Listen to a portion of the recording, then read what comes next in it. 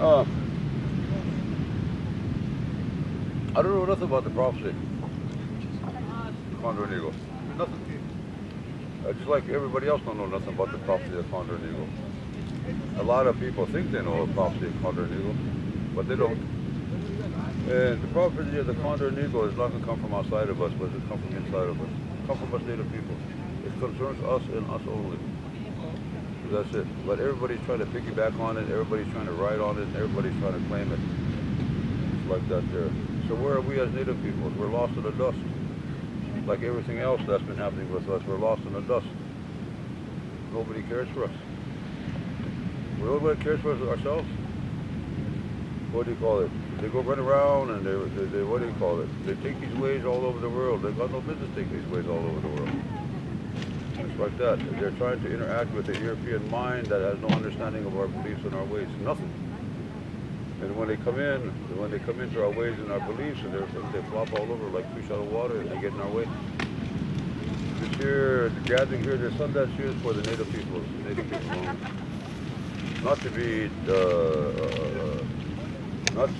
disrespectful to anybody else, not to be disrespectful to anybody else, but we've been suffering for 500 years plus years or longer.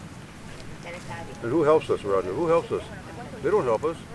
They use our songs, they use our instruments, they use our fans and feathers and belief and ways, and they go around and they say all kinds of things, but they don't talk about us. They don't pray for us. Us is way down on the bottom of the barrel as far as they're concerned. But they enrich themselves off of us. The world has enriched themselves off of us. So that's why I'm real pro-native. This place is for native people. This place here. That's what it's here for. Is to gather the tribes, gather the nations of the native peoples here. And it's good we got supporters. It's good we got supporters and everything else. It's good. It's good.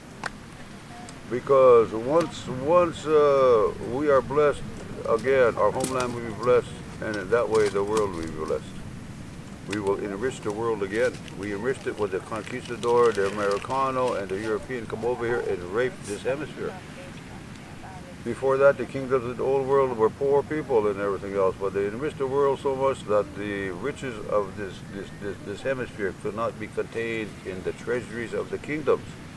So it all spilled out and it went into the common people. So you start getting a middle class, you start getting a merchant class, the world started being raised up in their quality of living.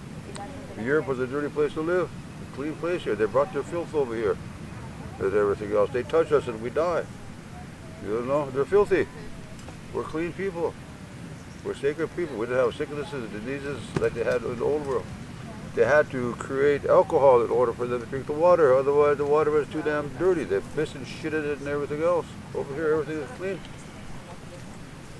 But they're doing the same thing over here. They're pissing and shitting in our homeland all of these years, and they're raping it. Now, we got in a place where, as native peoples, who speaks for us when we have trouble? When we need help, who speaks for us? Where is the world? Where is the people that come around these ceremonies to help us, like in Brazil, like in all of these countries in here, that we as a native population are oppressed. We as a native population need help. Who helps us? They might say something for a week or two or so, or like that. Where they go, it dissipates. We're still there. We're still suffering. They're still killing us. They kill us every day, all over this hemisphere. Where's the help now?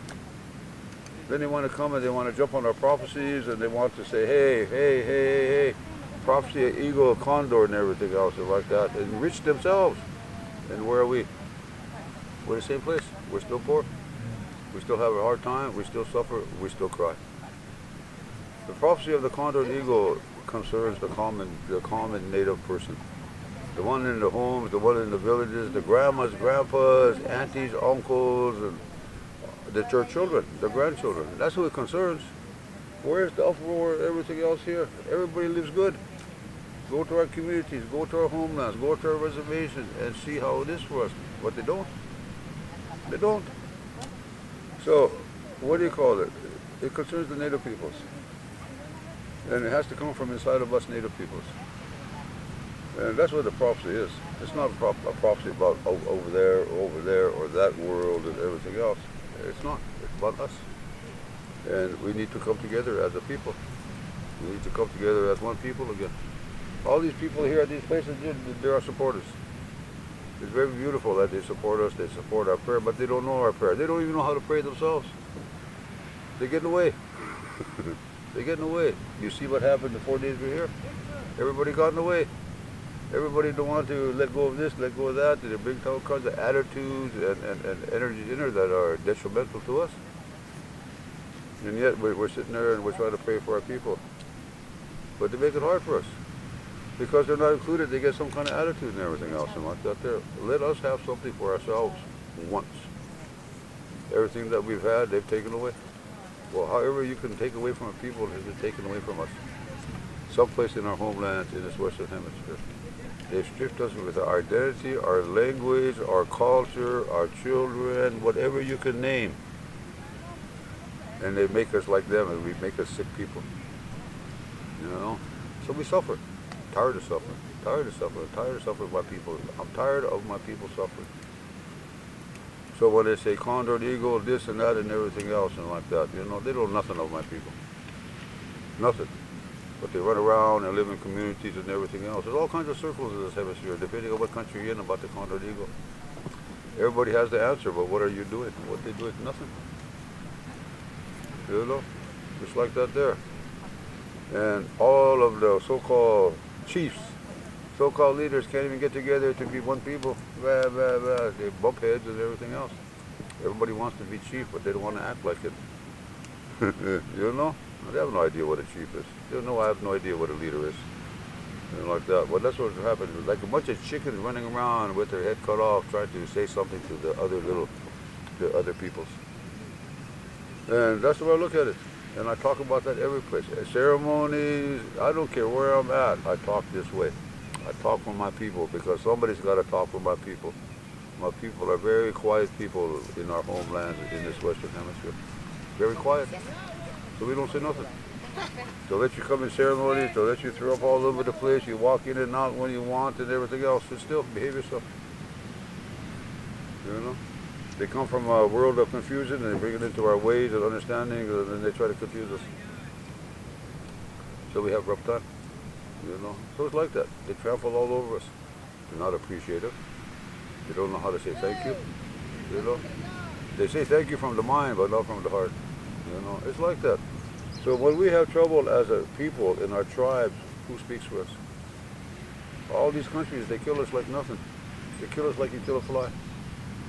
Where's all the uproar about that and everything else? Every time somebody speaks for their country, for their environment, for their land, for their culture, if they get too loud, they bump them off. Every one of these countries in this Western Hemisphere, what do you call it, treats us all about the same. They don't want us, they don't like us, but they have to put up with us. And they manifest it by force, by laws, by, by Christianity. You know, all we want to do is be happy as a people, that's all. Raise our children, just like everybody else. Be a benefit to God's creation. That's all we want to do. But yet we can't do that, you know. And then when you say, no, don't do this, do that, well, all the entitled people like that, they get pissed off, they get mad, they get some kind of attitude and everything else. Where are we in this picture? All of a sudden, you know, the world wants to jump in us, or not the world, but a lot of people from the world want to jump in upon us because we have a prophecy amongst us. They take it and they psychologically change it to fit their pattern and everything else, and then they go out and they broadcast it all over there and everything. Where are we at in the picture? We're lost again. Who speaks for us? Who speaks for us? Nobody speaks for us. Nobody. You know? So I try to speak up for my people. I try to bring these things up, but people don't like to hear what I'm saying. You know? Well, where am I at? Where am I at? If God blesses us on the completion of our prophecy, everybody will be blessed. The world will be blessed again. We will enrich the world again. We enriched it one time. We're still enriching it. Places where they're trying to burn us out of our homelands and move us, and pollute our waters, our food, everything. We're clean people. We're clean people. But yet you come over here and you try to get us as dirty as, what do you call it? I don't know what. So now we're lost. A lot of us are lost. A lot of us don't know who we are. You know, we've been oppressed for 500 plus years, and it's been constant, constant, constant. And then when we're in a situation where art and everything else, they still look down upon us. They still look down their nose upon us and everything else and say we're pagans and we're devil worshippers and all that kind of stuff and everything else. You know, it's like that. You know, so that's how I see it. But righteousness is going to come upon us native peoples, and we're going to rise as a people again. We're going to rise as a nation again. We're going to be one people, one mind, one heart, one fire. That's what the prophecy foretells, and it is taking place now. And just like anything, it will take time for it to manifest itself. Nothing happens overnight. Nothing happens overnight. So it'll take time to uplift the people, especially the people of this Western Hemisphere. The total people of this Western Hemisphere, not just here, not just there, but the whole width and breadth of this Western Hemisphere. Each and every one of us native peoples are affected.